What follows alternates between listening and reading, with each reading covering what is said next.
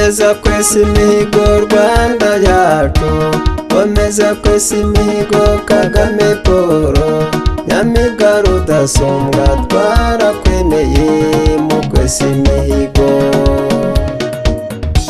Komeza kwesa imihigo Rwanda yacu, komeza kwesa imihigo Kagame Paul, nyamibwa rudasumbwa twarakwemeye mu kwesa imihigo.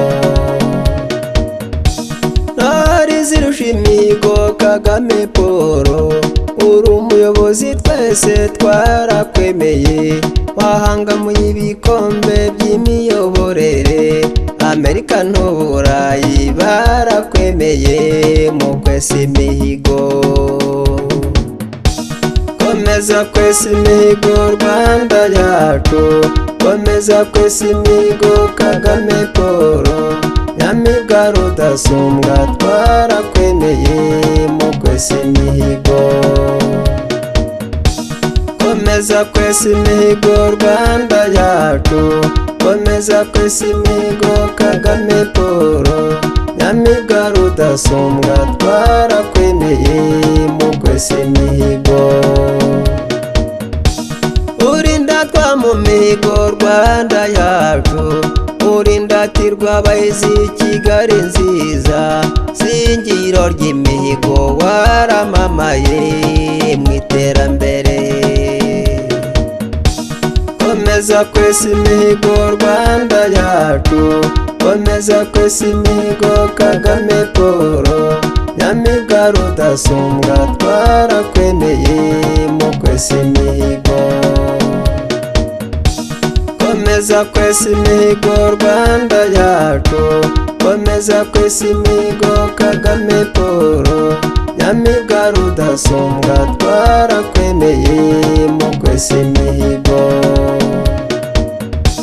Reka mvuge ku buyobozi bw'izi wacu, mu midugudu imihigo twarashoje, utugari n'imirenge twarahuje, intara n'uturere biruzuzanya mu kwesa imihigo. Komeza kwesa imihigo Rwanda yacu, komeza kwesa imihigo Kagame Paul, nyamibwa rudasumbwa twarakwemeye mu kwesa imihigo. Komeza kwesa imihigo Rwanda yacu, komeza kwesa imihigo Kagame Paul, nyamibwa rudasumbwa twarakwemeye mu kwesa imihigo. Reka mvuge ku buzima bw'izi wacu, amashuri, amavuriro n'imihanda, amashanyarazi, amazi meza iwacu, gira inka munyarwanda iwacu zirakamwa mu Rwagasabo. Komeza kwesa imihigo Rwanda yacu, komeza kwesa imihigo Kagame Paul, nyamibwa rudasumbwa twarakwemeye mu kwesa imihigo.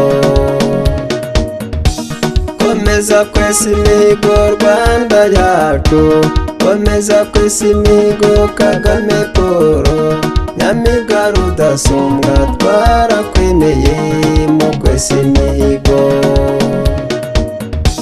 Vuge ku mutekano mwizi wacu, mu midugudu dufite polisingi, dufite daso ku mirenge na polisi, nawe ingabo z'u Rwanda ku isi yose zikomeje kwesa imihigo. Komeza kwesa imihigo Rwanda yacu, komeza kwesa imihigo Kagame Paul, nyamibwa rudasumbwa twarakwemeye mu kwesa imihigo. Komeza kwesa imihigo Rwanda yacu, komeza kwesa imihigo Kagame Paul, nyamibwa rudasumbwa twarakwemeye mu kwesa imihigo.